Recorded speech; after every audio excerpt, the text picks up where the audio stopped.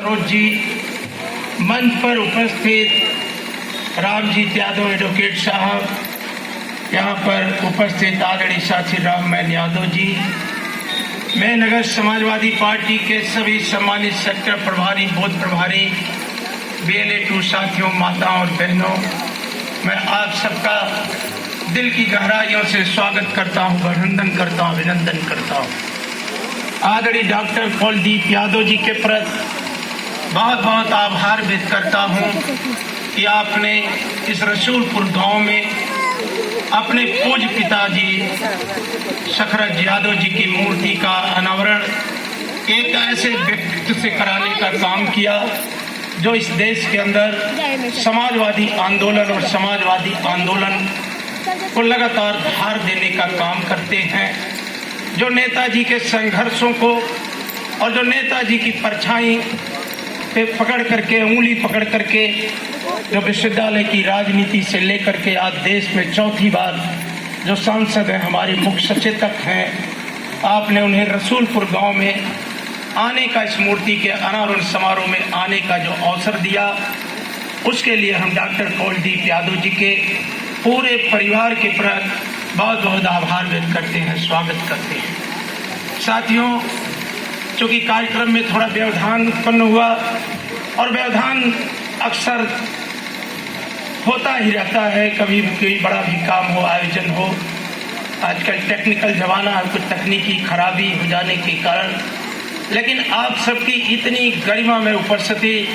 मैं यहाँ से लेके सड़क तक देख रहा हूँ, जहाँ तक मेरी नज़र जा रही है। माननीय सांसद महोदय जी, इस रसूलपुर गांव में जहाँ इतनी माताएं, बहनें, इतने नन्हे मुन्ने बच्चे बरामदे से लेकर के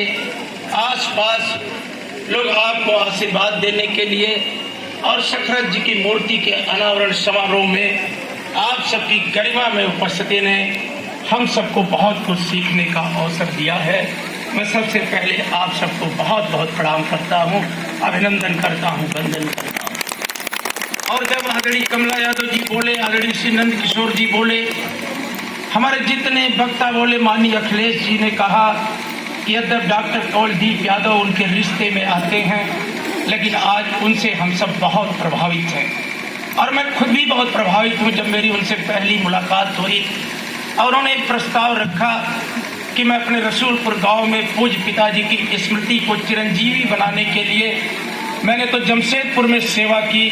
बहुत किताबें लिखा, डॉक्टरेट हासिल किया। मैं चाहता हूं कि मेरे पिताजी की पूज्य स्मृति पे जो मूर्ति का अनावरण है, मैं सदर के सांसद आदरणीय श्री धर्मेंद्र यादव जी से करवाना चाहता हूं। मैंने उनकी भूर भूर प्रशंसा की कि आप जैसा व्यक्तित्व जिसने जमशेदपुर में सेवा की हो और अपनी मिट्टी से इतना लगाव रखता हो, और लगाव का कारण है कि आज इतना बड़ा मजमा जहां पार्टी का नेतृत्व वर्ग में नगर का बैठा हो, एक से आगे से लेके पीछे तक मुझे सारे चेहरों पर इतनी माताओं और बहनों की, बेटियों की गरिमा में उपस्थिति हो, मैं समझता हूँ कार्यक्रम अपने आप में अभूतपूर्व हो जाता है। ऐसे मनुष्य का, डॉक्टर कुलदीप यादव जी का मैं बारंबार स्वागत करता, अभिनंदन करता हूँ। और नई पीढ़ी और आप सबसे मैं विनती प्रार्थना करता हूँ कि जब डॉक्टर लोहिया नास्तिक थे और हमारे नेता श्रद्धेय नेताजी जो समाजवादी पार्टी के आधार स्तंभ, जिनके विचारों पर हमारी पार्टी का जो आधार स्तंभ है डॉक्टर लोहिया के विचार, जब डॉक्टर लोहिया नास्तिक होते हुए जब उनसे पूछा गया था कि आपका किन में विश्वास है, तो डॉक्टर लोहिया ने कहा था कि हे प्रभु, अगर मुझे कुछ देना चाहते हो तो राम की मर्यादा देना, अगर कुछ देना चाहते हो तो शिव का मस्तिष्क देना, और अगर कुछ देना चाहते हो तो कृष्ण का कर्म देना। और यूं ही नहीं कहा था कि राम की मर्यादा देना। देवियों, सज्जनों, डॉक्टर कुलदीप यादव और मैं भी जिस पे रिसर्च किया हूँ, आप सब जानते हो कि वचनों से राजा दशरथ बधे हुए थे।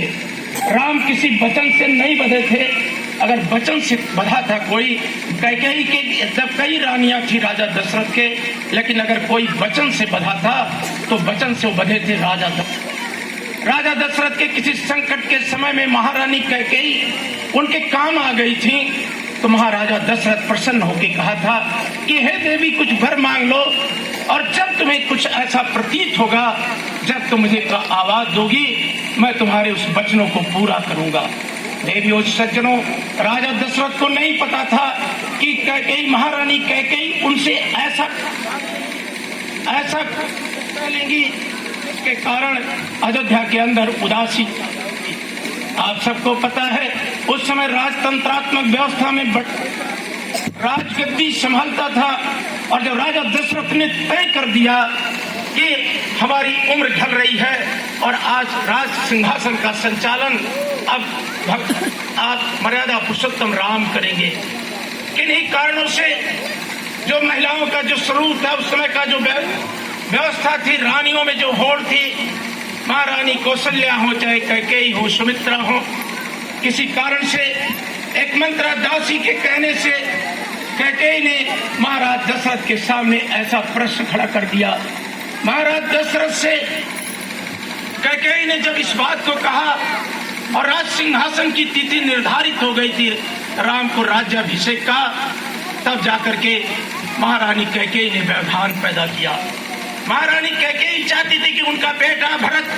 अयोध्या का राज सिंहासन संभाले। इसको लेकर के उन्होंने राज दशरथ से कुछ वादा जो किया था, ऐसे संकट के समय में उन्होंने महाराज दशरथ के वचन को रख दिया, और वचन रखते हुए जहां उन्होंने अपने बेटे को राजगद्दी मांगा, वही राम को वनवास के लिए 14 वर्ष का वनवास के लिए उन्होंने वचन। राजा दशरथ मूर्छित हो गए। इस कट वचन को सुन करके राजा दशरथ चिंतित हो गए, तो रानी ने उस स्मरण को याद कराया कि रघुकुल रीति सदा चली आई, रघुकुल रीति सदा चली आई, प्राण जाए पर वचन न जाई। उस विचार को ला करके राजा दशरथ को ऐसे कठिन दौर से गुजरना पड़ा,